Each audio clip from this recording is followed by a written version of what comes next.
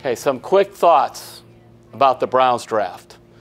I spoke before about, in a different video, about Baker Mayfield. Not my choice. I would have preferred someone else. We're going to go on to some of the other picks. Denzel Ward, a kid from Nordonia High School, Ohio State. I love that pick. Everybody was kind of wanting Bradley Chubb, the defensive end for North Carolina State. He had a lot of media attention around him. But you're talking about a guy from Ohio State in Ward, where they consistently turn out NFL defensive backs who are very good. Secondly, he had perhaps the fastest time in the 40-yard dash of anybody who's a cornerback, a defensive back. The Browns have been slow in the secondary. One of John Dorsey's goals was to make the secondary quicker. You know, Denzel Ward, good kid, hard worker, excellent family. I like it. I like guys who can cover people. They call it on the island or by themselves, one-on-one. That's what Ward did at Ohio State, and hopefully that's what he'll do with the Browns. So I like that pick. Another pick that I do like is Nick Chubb, who is the running back from Georgia. He was the guy that they took. By the way, if you kind of connect the dots, when the Browns traded for Brock Osweiler, took on this which amounts to $15 million to get a second-round pick. That pick is now Nick Chubb, power runner from Georgia, good guy, strong, really like him. I like that pick a lot. If I had to get a letter grade on that one, I'd probably give it an A. All right, another pick that intrigues me, but I wish there was more clarity about it, Austin Corbett. He was a left tackle at Nevada. But when the Browns came out to talk about him, they said, well, he might play some guard. We're not sure where he's going to play. Well, the Browns need a left tackle. Joe Thomas is gone. I don't want to see Sean Coleman at left tackle.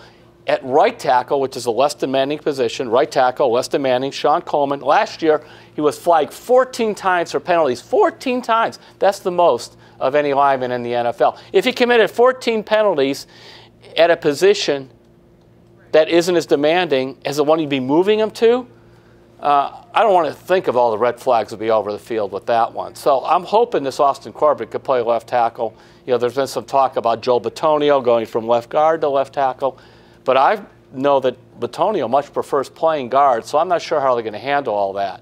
But I do like the fact they took an offensive lineman. Okay, now there's a couple things. One that really bothered me was the guy they took, Antonio Callaway, in the 4th round. Antonio Callaway, a receiver for Georgia who didn't play last year because he was suspended for using stolen credit cards. This is a guy who's flunked some drug test. And frankly, there's a thing in the NFL, they call it the dummy drug test, which you take at the combine. In other words, they tell everybody there's a drug test coming at the NFL combine. It's coming. Don't smoke dope. Don't do whatever. You're going to be tested. Every year a couple guys flunk. And this year, Antonio Callaway, who had these other issues in his past where he was suspended and arrested and things, he flunked the drug test at the combine. You know, the Browns brought him in. He's going to be fine. The idea of Antonio Callaway in the same receiver room with Josh Gordon and all his problems, and while Corey Coleman has had a second different type of problem, not drugs, but kind of he's had some just some issues of discipline and that. They're counting on this receivers coach, Adam Henry, to kind of get these guys shaped up. I mean, good luck for Adam. I would say pray for this new coach because he's going to be kept very busy. So the Callaway thing, to me, is an unneeded risk.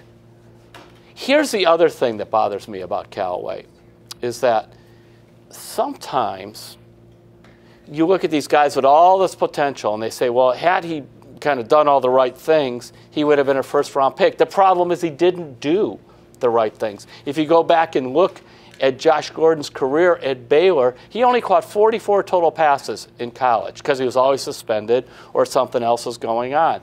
Callaway's college stats are kind of modest because he was in and out of trouble. So, you know, a big part of being able to be effective in the NFL is durability and discipline. Not that you got to be a choir boy or whatever, but my goodness, again, he worries me. Then there was a guy they took later in the draft that I liked, Gennard Avery. He's a linebacker.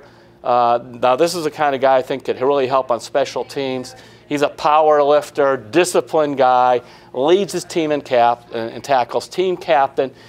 Truthfully, when those lower picks, I'd rather take a flyer on guys with character who may not have every single physical attribute you want than say somebody like Callaway who does have, you know, a whole bunch of red flags.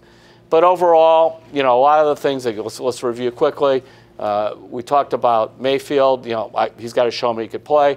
Really like Ward. Really like Corbett. Really like Nick Chubb. And so, you know, there's a lot to like about the Browns draft, but there's a couple of things that make me very nervous too.